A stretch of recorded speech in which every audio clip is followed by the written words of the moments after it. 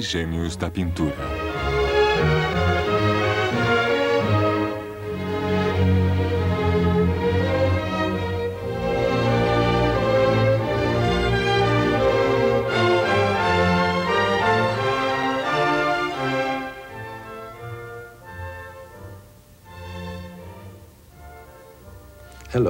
Olá, sou Alfred Heineken.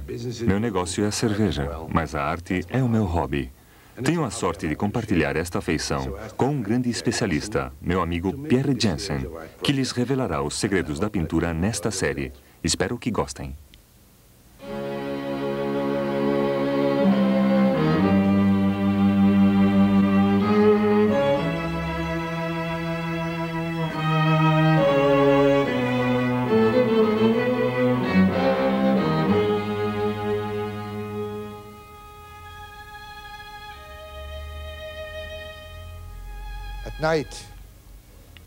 Pela noite, no escuro quarto do Escorial, o rei costumava sentar-se nesta mesa a meditar. Sabia que o mundo não era bom. Conhecia os pecados dos homens. O pecado da ira. Havia guerras. Tinha tudo isto na mesa, diante dele. O pecado do orgulho. Não notava essa mulher que um demônio segurava o espelho? Todas estas imagens eram também para o rei uma advertência. O rei da Espanha, Filipe II, que era um trabalhador incansável, olhava também o pecado da luxúria. As pessoas não deveriam entregar-se às belezas do mundo.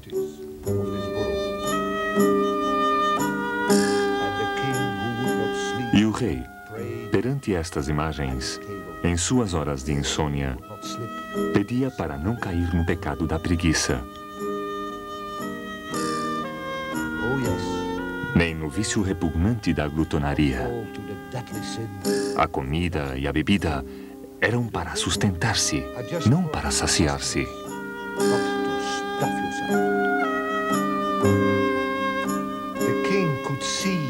O rei sentia sobre ele o olhar de Deus.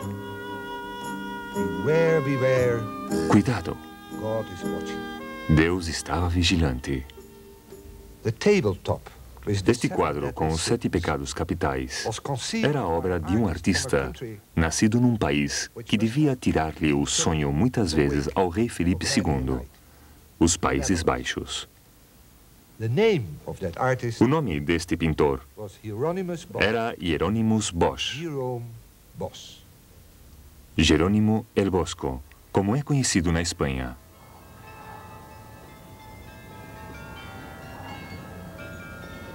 El Bosco foi o artista mais singular. Como pessoa, sua vida permanece no mistério. A única coisa que sabemos dele é que nasceu e morreu na cidade de Den Bosch, da qual tomou o nome. É possível que vivesse ali com sua endinheirada mulher. Morreu em 1516.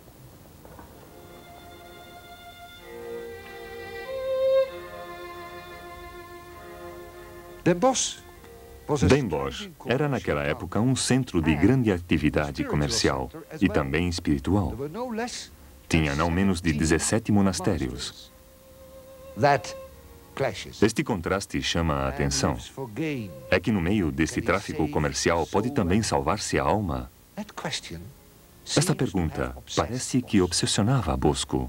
A resposta que encontrava era muito pessimista, porque o homem é um louco. Sua estupidez chega ao extremo de pretender ser capaz de curar-se dela extraindo uma pedra da sua cabeça.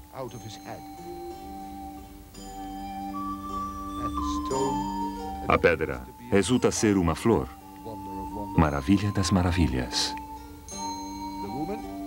A mulher tem sobre a sua cabeça um livro de bruxaria.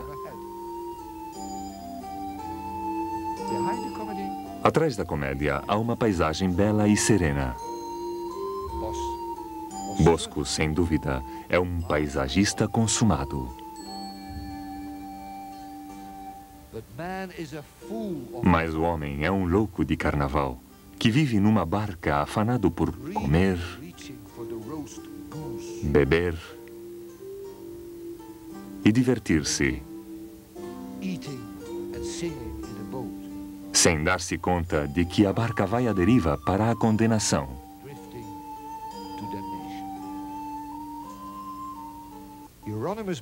El Bosco era o mais divertido narrador de contos sobre as loucuras e fraquezas dos homens. Num tríptico muito extenso, desenvolveu sua visão pessimista do mundo. Na tábula da esquerda, Deus expulsa os anjos rebeldes. No céu desencadeia-se uma luta furiosa. Deus cria o homem no paraíso. O homem cai e o paraíso se perde. Desde então a humanidade se afana por obter os vãos prazeres deste mundo, por colher a máxima quantidade de feno do carro.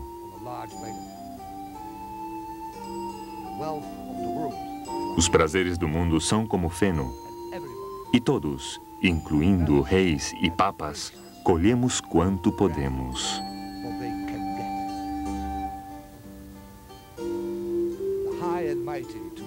Os elevados e poderosos à esquerda, a cavalo, vão a certa distância, mas sem perder de vista a carroça do feno. Acima, as pessoas cantam e se divertem. Observem que há um diabo a brincar com eles, embora eles não percebam sua presença. Ninguém se repara que a carroça é conduzida por monstros para o inferno.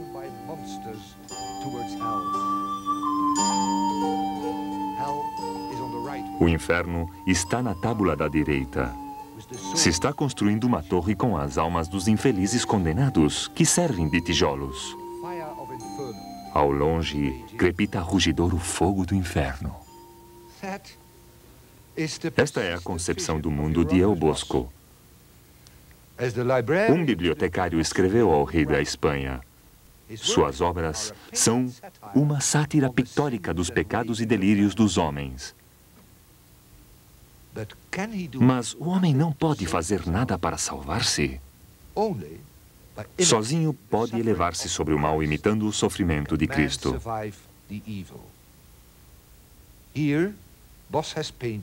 Nesta obra, El Bosco pintou seu santo padroeiro, São Jerônimo, em luta contra as tentações, numa paisagem de escarpadas rochas.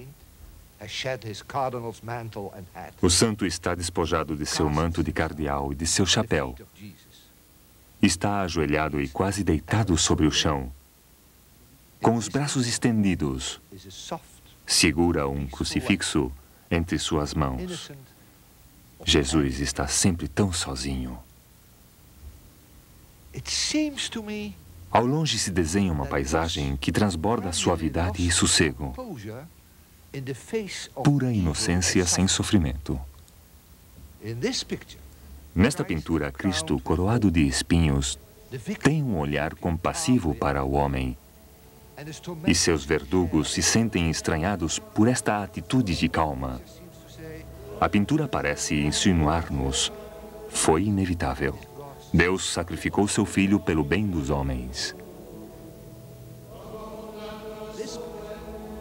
Mas neste quadro, Cristo é rodeado por uma matilha de monstros uivantes, demônios com forma humana. Um frenesi de delírio e crueldade.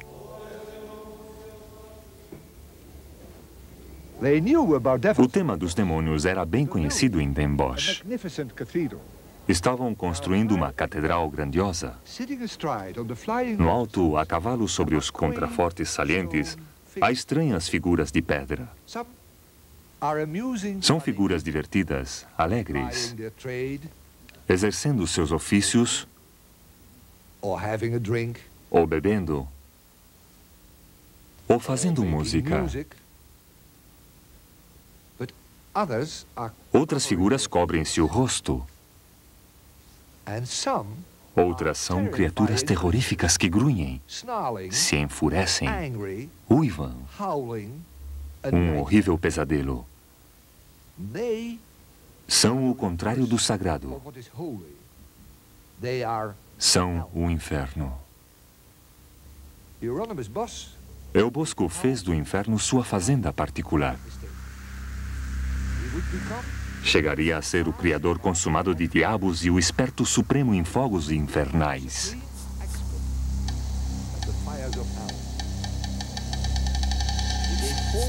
Deu cor e forma aos temores que oprimiam as pessoas.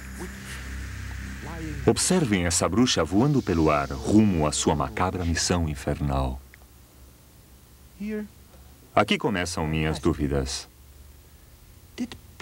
Tremia realmente a gente perante essas visões tremendistas? Eu tenho minhas dúvidas.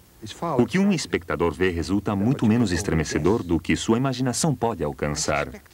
Suspeito que estes observadores gozavam com a maravilha destas invenções fantásticas e que o seu próprio criador, o pintor, um técnico brilhante, colocava nelas toda a sua capacidade e engenho para modelá-las até o limite do refinamento.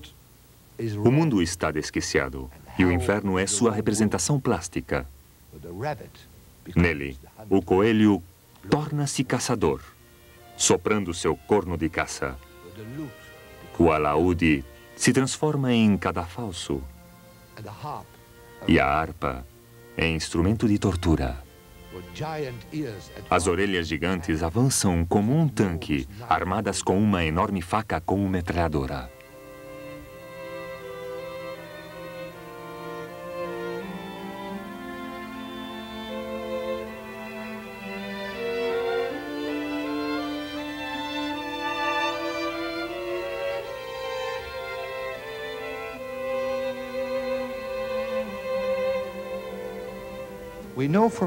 Sabemos por documentos britânicos que Hieronymus Bosch, El Bosco, era membro respeitado da Confraria de Nossa Senhora, uma rica e prestigiosa associação de sua cidade natal, dedicada à Virgem Maria. Os confrades ofereceram uma missa por ele no dia de sua morte. Também foi sugerido, em base aos sentidos ocultos de suas obras, que era um membro de uma sociedade secreta e herética. Isto implicaria que suas pinturas estão em código e só poderiam ser decifradas por outros membros da sociedade. Eu não acredito nesta interpretação. Simplesmente penso que não podemos entender perfeitamente suas obras, porque seu mundo e a sua linguagem estão além da nossa cultura atual. Talvez Filipe II, o rei da Espanha, entendesse por que um homem rói um morango gigante no inferno. Seu sabor é apenas vaidade e tem a escassa duração de um instante.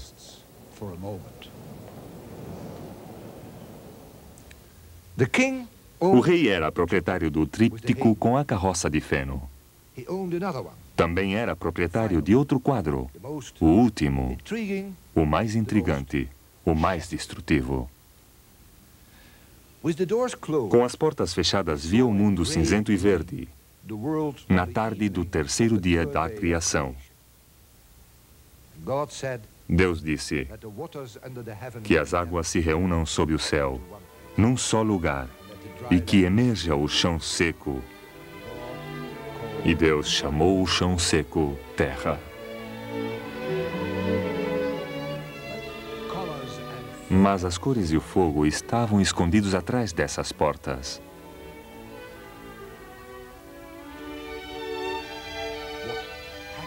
O que é que acontece quando surge a humanidade sobre a terra? À esquerda está o paraíso, com a fonte da vida rodeada de animais fabulosos. Deus apresenta Eva a Adão. E assim nasce o pecado original. Os sinais estão aí. Aparece a morte no paraíso perdido.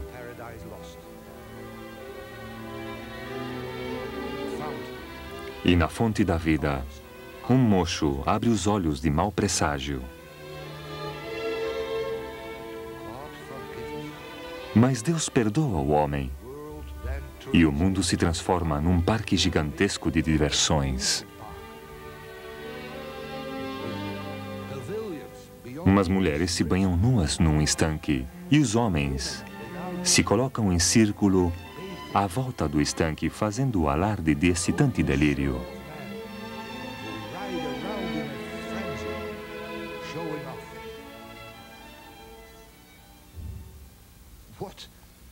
Que pensaria o piedoso rei de tudo isto?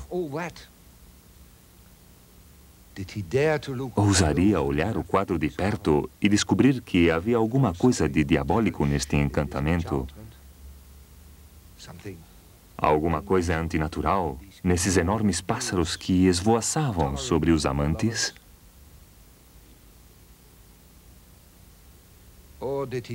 Ou preferiria a tábula da direita, a tábula do inferno, em que apareceria o castigo de tanto excesso?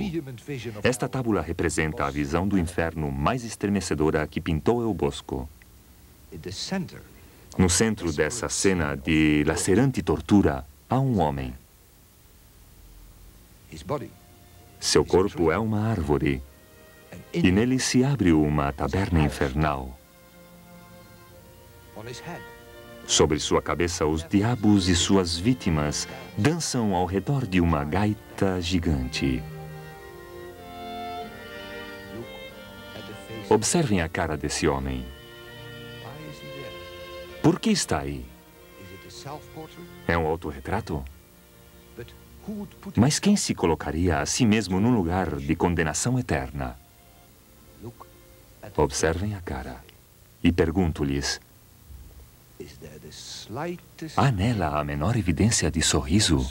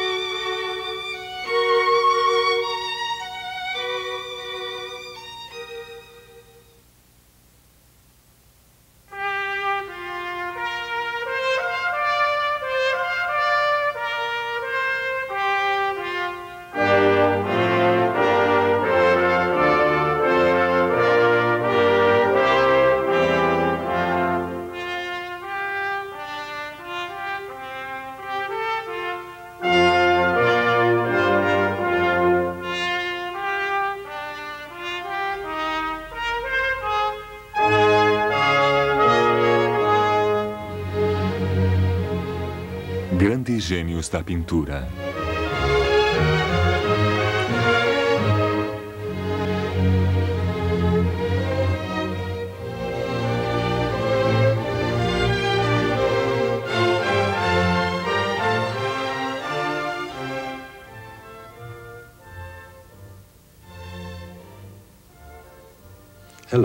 Olá, sou Alfred Heineken. Meu negócio é a cerveja, mas a arte é o meu hobby.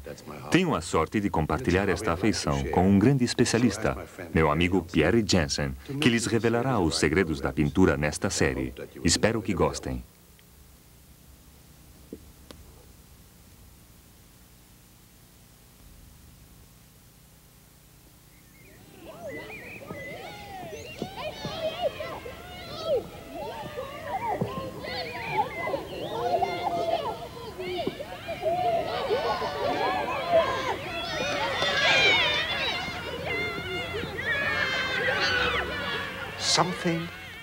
Alguma coisa rara passou no povoado.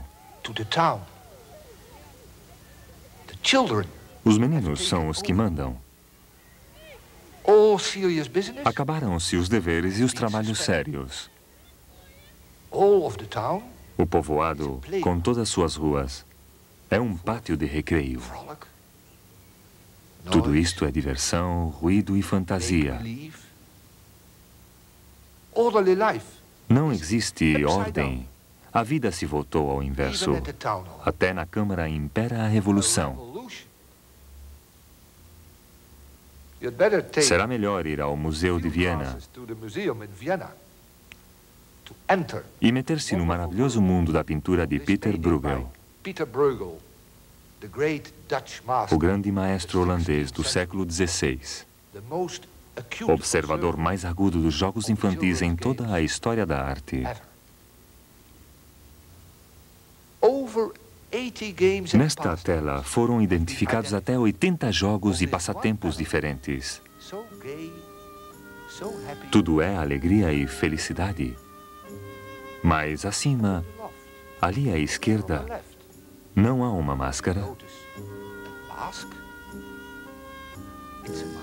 É a máscara da tragédia. Talvez esta pintura não seja tão divertida nem tão inocente. Talvez signifique que as pessoas são tão inconscientes como crianças, que a humanidade segue cegamente os piores instintos, que seguem os saltos e diversões até que chegue a parca e tenebrosa morte, pedindo-nos contas a todos.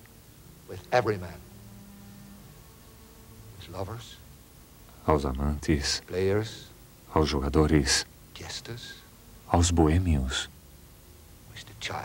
ao menino, ao sacerdote, ao rei. Então será a mais terrível desolação, pintada pelo mesmo Peter Bruegel. Era Bruegel um grande cínico? Não. Creio que era um humorista, com um humor aprazível, que tinha dúvidas sobre os homens, sobre o que eram capazes de fazer. Assim era seu sentido do humor.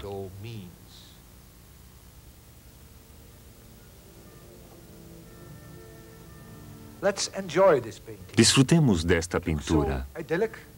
Parece tão idílica. O lavrador paciente, o pastor, as barcas navegando por um mar tranquilo. No entanto, alguém se está afogando.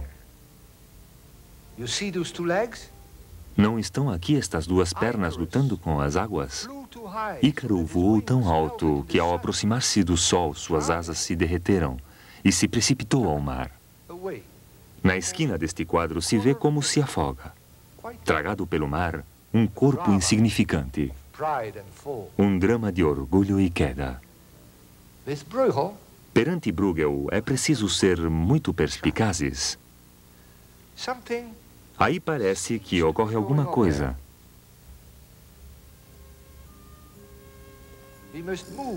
Devemos meter-nos entre a gente para ver o que é.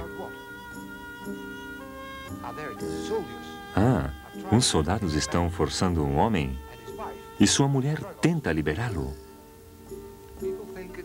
A gente crê que isto é divertido. O homem se chama Simão e estão obrigando-o a ajudar alguém. Cristo, que caiu pelo peso da cruz no seu caminho para o Calvário, onde o vão executar. Vai atrás de uma carroça com 2 ladrões. Isso é o que acontece aí. E continuará acontecendo. O desfile se encaminha desde um amanhecer cor de pérolas. Observem o céu. Para um entardecer sombrio, como uma roda imensa que gira eternamente.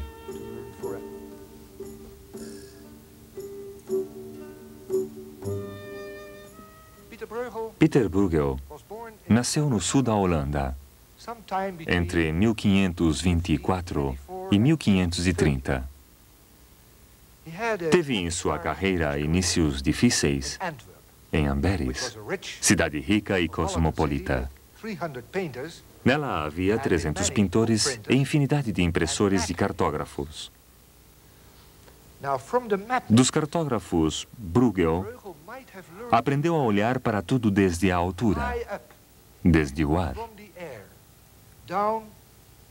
a olhar para baixo e através, como aqui, um mundo maravilhoso e idílico.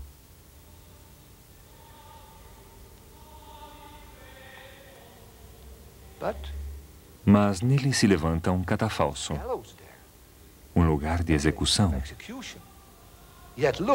No entanto, atenção, as pessoas dançam no cadafalso, simplesmente não conhecem nada melhor.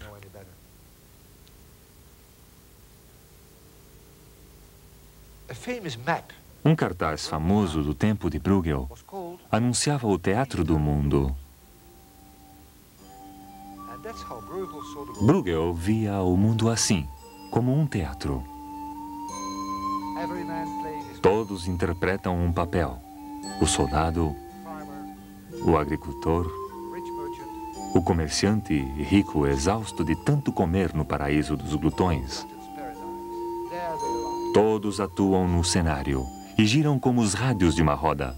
Sempre foi assim e a roda seguirá girando eternamente.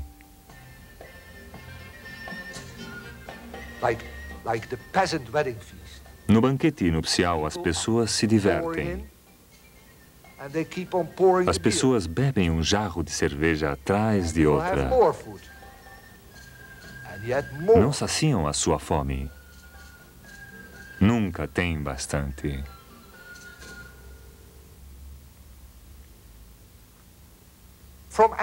Desde Amberes, Bruegel trasladou-se a Bruxelas. Eram tempos complicados. Ameaçava a fome, instalavam revoltas, lutas religiosas. Houve um levantamento dos protestantes. O Duque de Alba, o Duque de Ferro, chegou para castigar os hereges. Talvez haja aqui uma alusão a ele.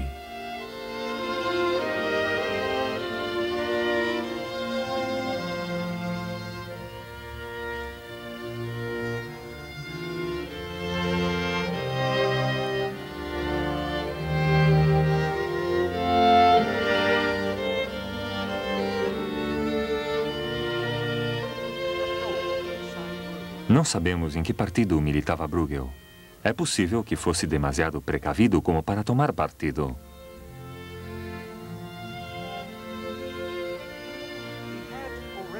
Já havia pintado um famoso quadro chamado Combate entre o Carnaval e a Quaresma. À esquerda, o Carnaval. Tudo é diversão e permissividade. Todos se entregam à alegria, até os mendigos e os aleijados.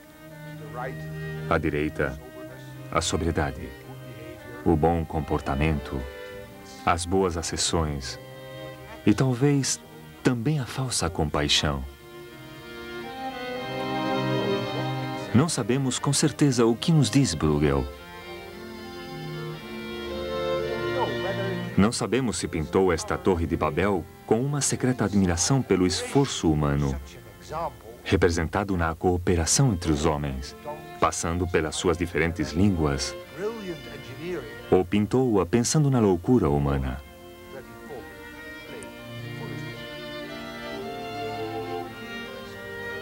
Com um humorista, nunca se sabe.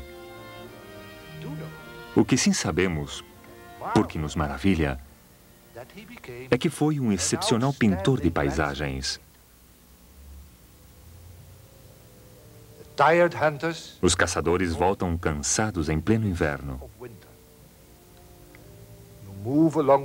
O espectador se põe a caminhar com eles entre as árvores, com pássaros cruzando as extensas superfícies nevadas e passando pelas poças geladas onde se deslizam os patinadores sob um céu cinzento.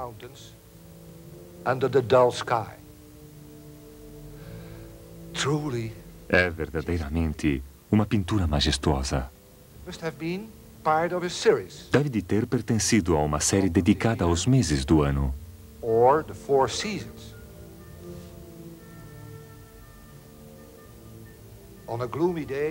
É um dia nublado. Ressoa sobre os campos uma tormenta de inverno. Os lavradores podam as árvores. Não tem brilhado ainda a nova luz, mas brilhará.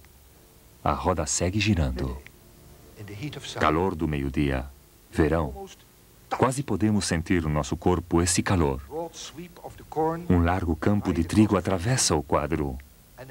Ao longe, adivinha-se a vida tranquila, junto ao rio, sob um céu úmido. Dizem que Bruegel pintava até as coisas impossíveis de pintar. Morreu jovem. Ainda não tinha os 40 anos.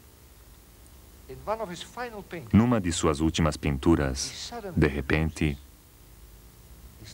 muda a perspectiva do seu olhar. Não olha para baixo, mas para cima. Arremete contra a miséria humana com um realismo cruel, implacável. Os cegos guiando os cegos para o abismo. Compaixão ou cólera?